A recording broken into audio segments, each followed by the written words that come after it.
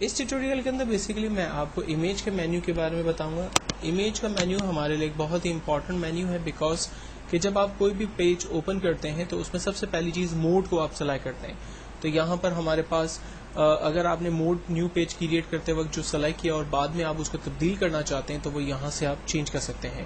جیسے اگر میرے پاس مجھے جو ہے وہ صرف گرے اور بلیک کلرز جو ہے وہ ریکوائرڈ ہے، وائٹ کلر ریکوائرڈ ہے، تو میں گرے اسکیل کے اندر کام کروں گا. اگر مجھے گولڈن کلرز کریٹ کرنے ہیں تو میں RGB انوائرمنٹ میں کام کروں گا، اور اگر مجھے گولڈن کلرز نہیں چاہیے تو میں سیان میں کام کروں گا. میں ریکمینڈ کروں گا کہ جب بھی آپ ایسا کوئی بھی پیج ڈیزائن کریں یا کوئی بھی کلرز فلٹرز وغیرہ اپلائی کریں تو آپ RGB موڈ کے اندر کام کریں، کیونکہ RGB موڈ ایک ایسا انوائرمنٹ ہے کہ جس کے اندر سیان کی ساری فیسلٹی اویلیبل ہے، پلس اس کے اندر گولڈن کلرز بھی ایزیلی اویلیبل ہوتے ہیں.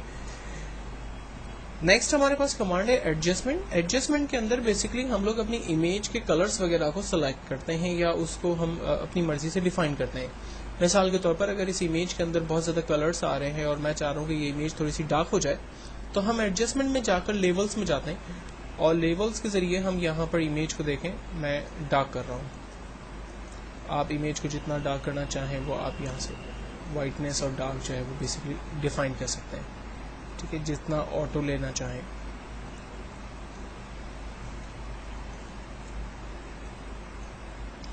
نا فائنلی میں اس کو اوکے کرنا ہوں.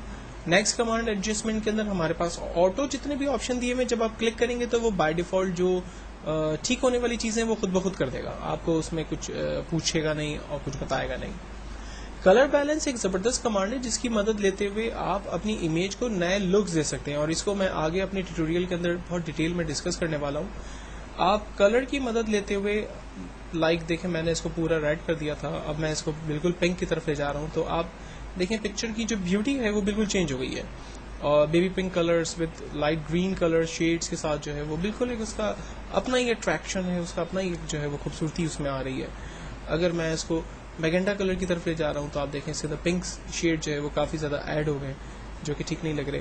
اور اگر میں اس کو گرین شیڈ کی طرف لے جانا چاہتا ہوں، اور اب ضروری نہیں کہ آپ اس کو فل گرین کر دیں، آپ اس کو اپنی مرضی سے ایڈجسٹ کریں جس طرح سے آپ ایڈجسٹ کرنا چاہتے ہیں. میں اس کو بلو شیڈ کی طرف اپلائی کر رہا ہوں، میں اس کو جو ہے وہ یلو شیڈ کی طرف لے جانا چاہتا ہوں. اور آپ کلر کی مکسنگ بھی کر سکتے ہیں. مثال کے طور پر میں یلو کے ساتھ گرین کو ایڈ کرنا چاہتا ہوں، پلس ریڈ جو ہے وہ اس کے انکریز کرنا چاہ رہا ہوں. تو جتنا آپ اس میں کلرز افیکٹ ایڈ کرنا چاہیں وہ ساری چیزیں آپ یہاں پر ڈیفائن کر سکتے ہیں، اور اس سے آپ اپنی امیج کو جو ہے وہ ایک نیا لک، ایک نئی بیوٹی، نئے کلرز جو ہے وہ اس کے اندر ایڈ کر سکتے ہیں جو کہ عام طور پہ ریئل پکچر لیتے وقت ہم نے جو ہے وہ اس میں نہیں دے سکتے.